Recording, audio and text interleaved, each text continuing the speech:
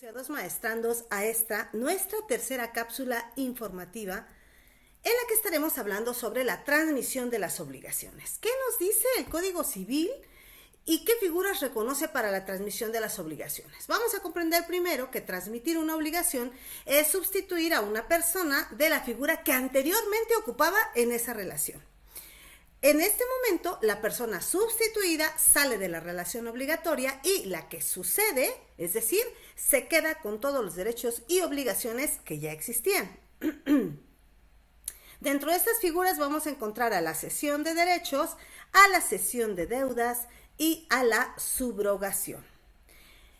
¿Qué pasa con el tema de la cesión de derechos? Vamos a tener personas relevantes como son el cedente, el cesionario y el deudor cedido, que son las personas que van a estar involucradas dentro de esta transmisión de las obligaciones.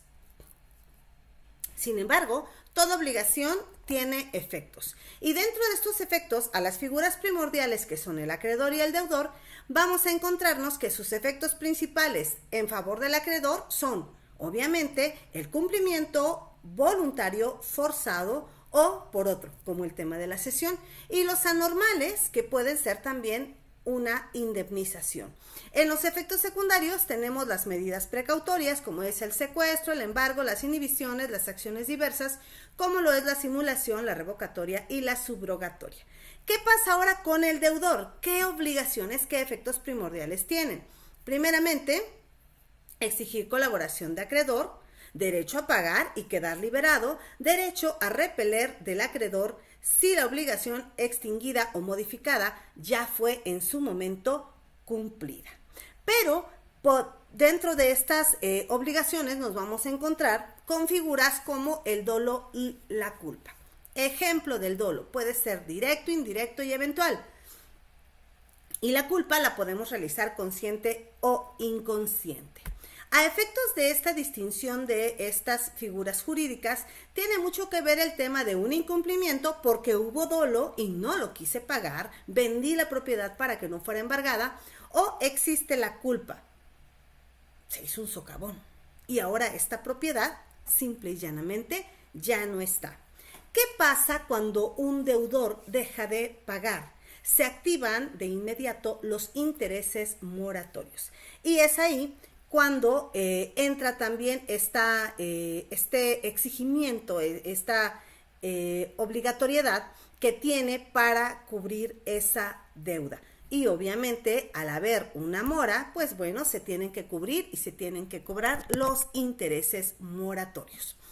¿Qué pasa cuando se activa la indemnización de perjuicios o indemnización de daños y perjuicios? Bueno, comúnmente se le conoce con este nombre y es aquella acción en la que se le otorga al acreedor o a la víctima para exigir de parte de su deudor o bien del causante del daño una cantidad de dinero equivalente a la utilidad o beneficio que aquel le hubiera reportado el incumplimiento efectivo, íntegro y oportuno de la obligación que en algún momento se instauró entre las partes.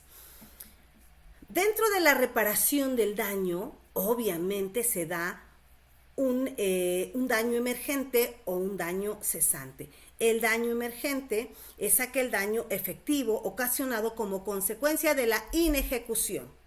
Hace mucho tiempo alguien dejó de pagar y a ese acreedor que después pasó a ser deudor, perdió hasta una propiedad. Ahí hubo entonces un daño emergente. El lucro cesante es lo que el acreedor deja de ganar u obtener como consecuencia de una inejecución. Es decir, no tengo esta utilidad con la que originalmente contaba.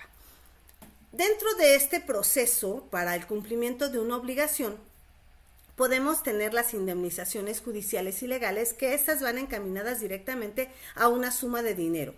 Esta suma de dinero puede ser convencional porque las partes se ponen de acuerdo para cubrirlas y, como decía, es fijada por las partes. Usualmente esta suma de dinero se puede en un momento dado otorgar como estas obligaciones de dar, de hacer y de no hacer. Y en la indemnización judicial, el acreedor debe probar la cuantía de daños y perjuicios, y ya estamos hablando de una tercera figura llamada juez, que es el que va en su momento a sentenciar a este deudor a los daños, a los perjuicios y en un momento dado también a los gastos y costas. Agradezco mucho, como siempre, su atención y su compañía.